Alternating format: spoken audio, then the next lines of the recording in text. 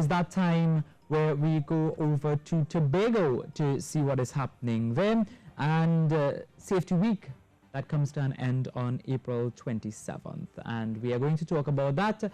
Joining us via Skype is Mr. Brian Patrick, who is OSH Officer 2, Division of Education. And we also have Ms. Marissa Bawani, Senior OSH Officer, and they are via Skype. Good morning and welcome.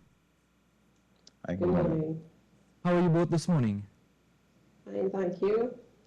We are talking about Safety Week, and that comes to an end on April 27th. The theme for this year was Generation Safe and Healthy. Mr. Patrick, can you give us some information about what happened? Yeah, we had several events that led up to this week, in that we focused on young persons at work, persons who may be vulnerable while seeking employment. Those persons are persons that are age 16 but under the age of 18. So we had activities such as we did a hazard hunt, whereby persons from the assembly would have gone into a particular workspace and look for hazards. That would have allowed us to understand that the culture is indeed changing in the THA, because we have persons on the ground monitoring and being able to bring back to us health and safety concerns. Preceding that, we would have gone to several secondary schools and would have done a lecture series on young persons at work. So at the end of those sessions, persons were able to understand the fundamentals of working safe at, being safe at work while being age 16 but under the age of 18. And the week ends on April 27th. What can we expect? Say again? The Safety Week ends on April 27th. Yes. What can we expect?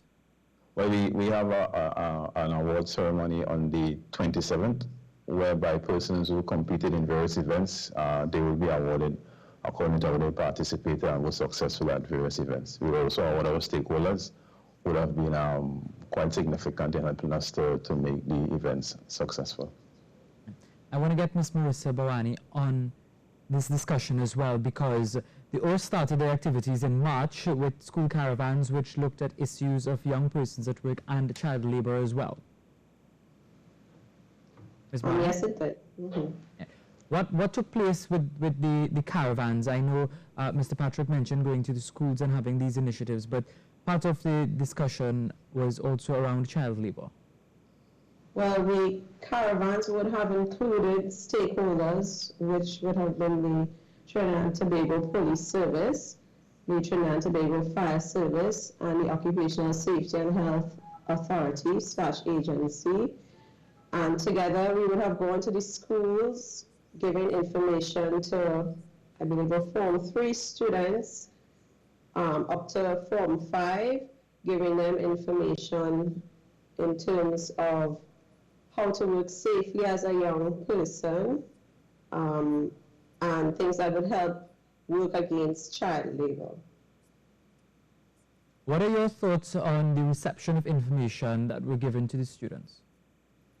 Well, the students were very receptive and interactive. They asked a lot of questions, which led us to believe that they were accepting and understanding of the information that was given to them.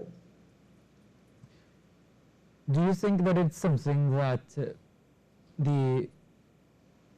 as an OSH officer should continue and be more in schools rather than just looking at a safety week and do it on a more continuous basis? Well, what we try to do as a department, when it is the schools host their career days, we are also part of the career days, where we would give information in terms of students who are interested in becoming occupational safety and health officers, and what is the educational route that they could take if they choose to become a health and safety officer. And Mr. Patrick, so we're hearing this, and for young people, it must be very important. Yes, it is, because even while at school, you're able to understand hazards, understand risk. So when one transitions into the world of work, one can take that knowledge and still be safe at work. Yeah. And this was also in collaboration with Cipriani and Costat. Yes, they were there. They also were able to provide career path information, not only on health and safety, but other career choices that the students were able to get information on. So they were quite important in terms of making the event a success. Yeah. And as an OSH officer, you would have interacted with the students. What was the standout moment for you? The way the students would have interacted, the way they asked questions, it left a sense that information would have been passed on, and they understood exactly what we were about, especially with regards to young persons at work and child labor. And Ms. Barney, I want to ask you the same question. You would have interacted with these students, and you're looking at the initiative, reflecting, what do you think would have been your standout moment? Well, similarly to Mr. Patrick, I believe because they were interacting and asking questions, it showed that they appreciate the effort that we made in terms of bringing that information to them. And these children are young, and it is not just about the school environment and the work environment, but it's something that they can take home to their parents as well? Yes, also something that they can take home. We try to involve the schools whenever it is we have safety week, because we believe that learning safety from a young age and also taking the information home to their parents, in this way we could ingrain safety from a very young age. So when they reach adult stage, it wouldn't be very hard in terms of changing the culture that they have, because they would have been ingrained with a health and safety culture from a young age.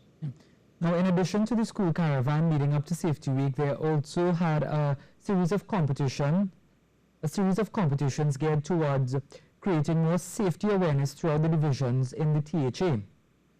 Mr. Patrick, I know that there was an interdivisional safety quiz competition. Yeah, yes, there was. We had several divisions that would have put forward teams to compete in the interdivisional quiz competition.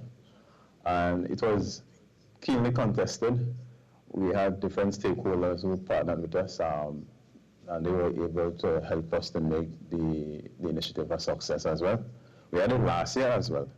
So that helps us to also glean from the workers that they're understanding health and safety issues, and they can indeed make a contribution to helping us to alleviate health and safety concerns. Yeah. But the quiz competition went well.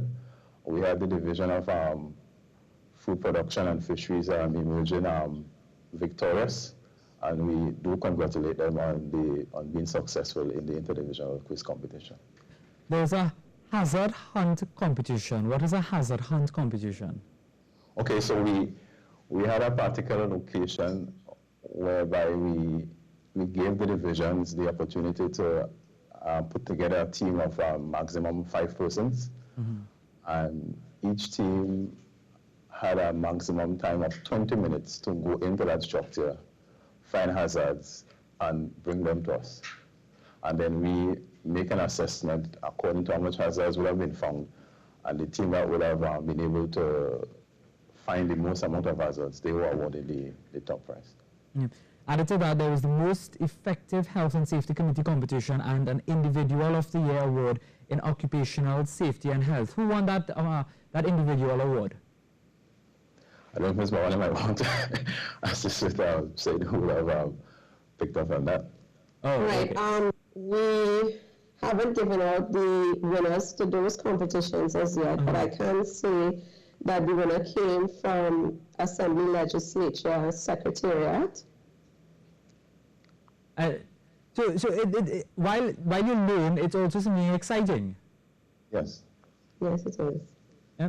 So, what do you want to see moving forward, Ms. Bharwani? Well, moving forward in all the competitions that we have, it is to bring awareness of health and safety to workers in the workplace, in the hope of changing and influencing the safety culture throughout the Tobago Health Assembly to a more positive safety culture. All right, thank you very much, Ms. Marissa Bawani, Senior OSH Officer, and Mr. Brian Patrick, OSH Officer to the Division of Education, for talking with us about National Safety Week, some of the initiatives which are very, very exciting and interesting, you know, going into schools and interacting with the students, letting them know about health and safety, and also the interdivisional activities that took place. And I want to say congratulations to all the people who won, and, you know, better luck next time to those who did not get a prize this year. All right, so thank you very much both for joining us on Good Morning Trinidad and Tobago. This is Good Morning Trinidad and Tobago on CTV and Talk City 91.1 FM. We take a break and come back with more.